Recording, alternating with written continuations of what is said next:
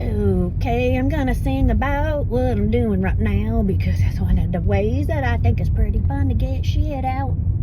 So, one of the things I've been thinking about is actually shit. And earlier today when I was poop hunting, cause I'm dog sitting, so that means I gotta do some poop hunting. When we're out in the backyard, we can't be leaving any of that shit anywhere, cause you know what, then you might step in it and that really sucks. Or even worse than that, you might get it in your shoes. Or even worse than that, it might get all over the dog's feet and they might run in the house and they might get poopy paw prints all over the place. And depending on how bad it is, it really, really sucks. So, one of the things you can do is make sure you pick up the poop every couple of days. Especially if for some reason those dogs like to poop in the walkway. If there's just like this little path that they like to take and it's where everybody walks all the time and that's where the poops and they're kind of like little butt heads, but you know what, not all dogs are thoughtful about stuff like that. So obviously if they poop in the path, then that's the kind of dog you gotta check. Do looking for some poop hunting a little more often. For sure. Or every time you're on the path, you just keep your eye out, you know, and you don't go just gallivanting about and, you know, stepping into poop. Because if you just have your eyes peeled, you're gonna see it before you step in it. So anyway, I'm out poop hunting and I realize, you know what, this is kind of like life. We all got some shit that happens every day. And sometimes you get it out and sometimes you don't. And when you don't get it out, it starts to back up and back up and back up. And depending on how bad it gets, there's gonna be a whole lot of backup. So, you know, you gotta get it out, better out and in, just like burps. And just like Shrek says.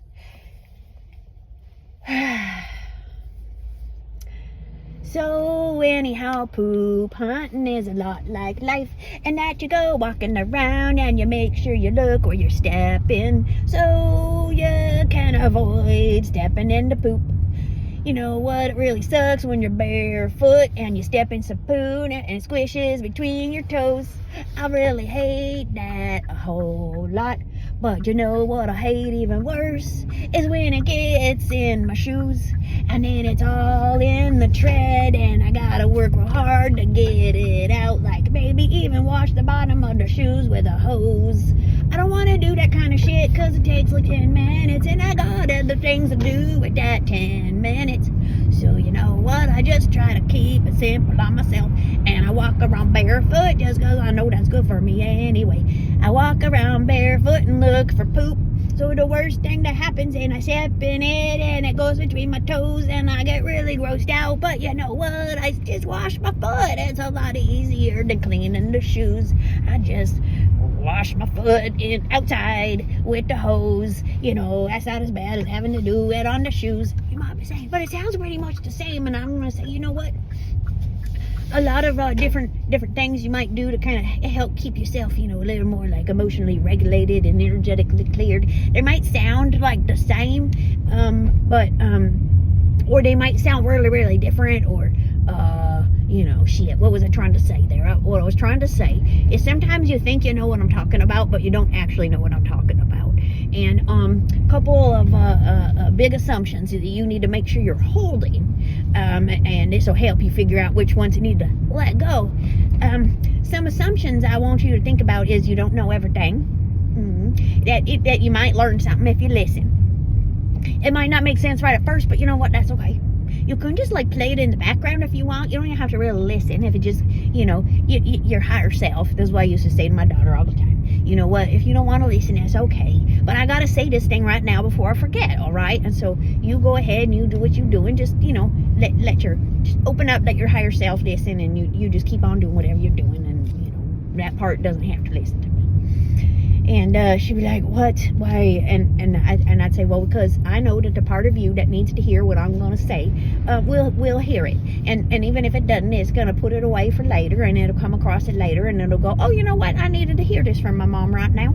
And it didn't make sense at the time, but now it makes sense. Huh, cool, okay. I'm glad mom said that. And it didn't matter. I didn't listen then. I wouldn't have understood, so it's fine.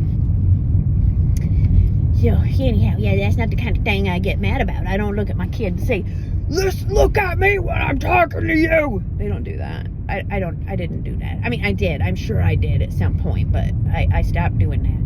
Yeah, because why? I also, you know what I learned? I learned that a lot of people, myself included, a lot of people just really hate looking in other people's eyes. Like, they hate it from a perspective of it hurts. It hurts. For me, it made me cry every time I did it for a long time. It made me cry. So, in that case, it could mean all kinds of different things. And someday I'll talk about eye gazing, and I'll talk about how the different perspectives I had of it and what it meant to me at different times. And it'll just kind of be an illustration, right? It'll just kind of be an illustration of how you can, how the same objective factors or evidence can be perceived. You identify what the objective evidence is, and and then maybe pay attention what were your subjective decisions or choices or perspectives or interpretations of what happened and what assumptions you hold it. Like when you did a science, I don't know, hopefully a lot of you have had this experience in high school science is when I think about it the most. And there was some, you had to do some sort of report. I don't remember what it's called, but there was this whole scientific method, right? And it was like, you do this and you do this, and your report has to say has to have these elements on it. And some of the things is, you got to identify what are your assumptions. And in this case, all you're doing is just saying this is what we're assuming is right, and you don't have to do anything else with it at that point. You're just saying everything we collect at this point is based on our assumptions, and all we gotta do is just say them out loud, and then everybody's like, okay, cool, yeah, I know what the assumptions are, and then we're all on the same page. And so when you read the data and you read the objective information, and you look about it and you think about it and you wonder, what does that mean? And what does this mean? And you start to draw conclusions based on your assumptions and based on your interpretation of the objective information that you noticed. So yeah, and then you keep going along, and you might talk about it with somebody. You might say, you know what, this is what happened, and you're gonna give your subjective, blah blah blah, story, blah blah blah, detail, and sometimes your friend might say, well, okay, well, like objectively, like very specifically, objectively, what happened? And you know what I've noticed? It's actually really hard for people. Really hard to identify what is objective. And so then I just think, okay, come back again to, did you ever have a chance to learn? And don't feel bad if you didn't have a chance. You know what? There's ways to learn now. So don't be like, oh, I'm all butthurt because she's assuming that I had the opportunity to learn this stuff. No, just chill. I'm sorry you didn't get a chance to learn it, but you can learn it now. So anyhow, if you don't understand what I'm saying, then, just kind of half-ass listen or don't, or just turn it off. Like, that's totally up to you. Okay, cool. All right, so what was I talking about? One of my assumptions is that you have at some time done a research paper, like a scientific method, where you did some measuring and first you had like a hypothesis, and then you decide what your assumptions were, and you did all this preparation. Actually, like everything's basically how you do yoga is how you do life. Well, you know what? That actually applies. Just take out yoga. Okay, so how you do. Okay, I'm gonna get back. So anyhow, I'm just trying to put into a different context so that you can maybe understand what I'm trying to say with as few words possible. So, what would help me out if somebody on the receiving end of this would say, you know what, I know exactly what she's talking about, and I'll go find one of those forums. I'm sure I can rustle one up somewhere. The internet's a big place, and there's all kinds of cool shit there. So yeah, somebody could help find that for me. Find one of those. Find an example of what I'm kind of talking about, that scientific method, whatever it is. Even if I'm not using the right words, hopefully you can figure out what the fuck I'm talking about. Find me an example, okay? Yeah. All right, next, okay. So, I have had to look at a lot of stuff in the past week. And I've had to realize that there are some ways that I was looking at things that I actually truly thought they were objective facts. But then when I really thought about it, I realized that they were, I had interpreted some things differently than they probably actually were.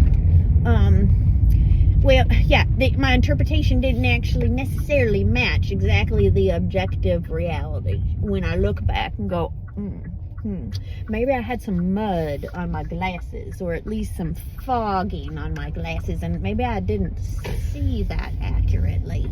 So if I, believe that I've made some measurements, and I believe them to be accurate, however, I did not notice assumptions I was making about my hypothesis, then, you know what, I might not notice when the data I'm collecting is actually not answering the question you claim to be asking. Like, you gotta pay attention. It, like, really changes everything, Anyhow, so, that's why you gotta have your I don't know. Okay, I'm getting off track again. So what do I want to do? Okay, I'm parking. And you know what I got? Oh my God, I love this car so much. So, back in the olden days, I had a car that didn't have power steering. Back in those days, power steering was newfangled, and not every car had it.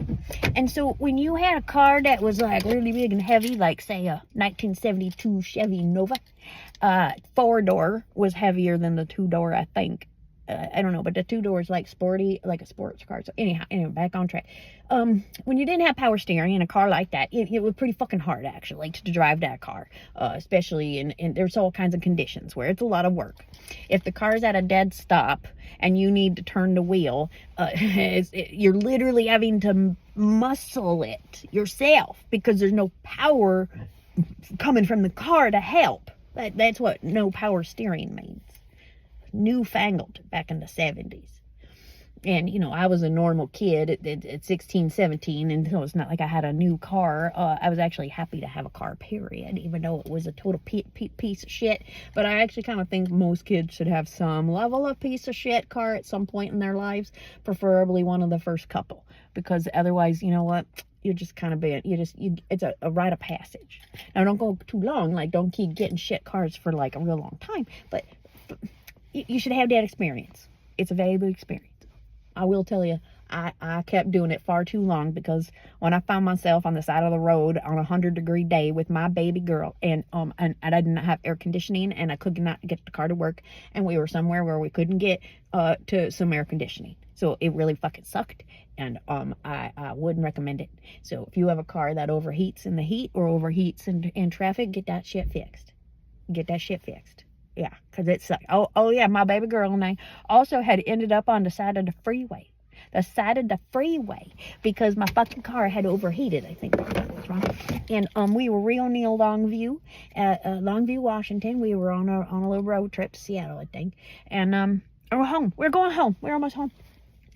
And yeah, something happened, and we had to wait, and we had to have somebody come from Longview. It must have been a weekend, and we had to wait, and I had to keep my little kid busy and happy. And she was like, "Why can't we go home? I want to go home. And where's the car? And why are we here?" And it was miserable. It was miserable for both of us, and I was trying not to be scared. And oh my God. So, all right, I gotta go. It's time to stop.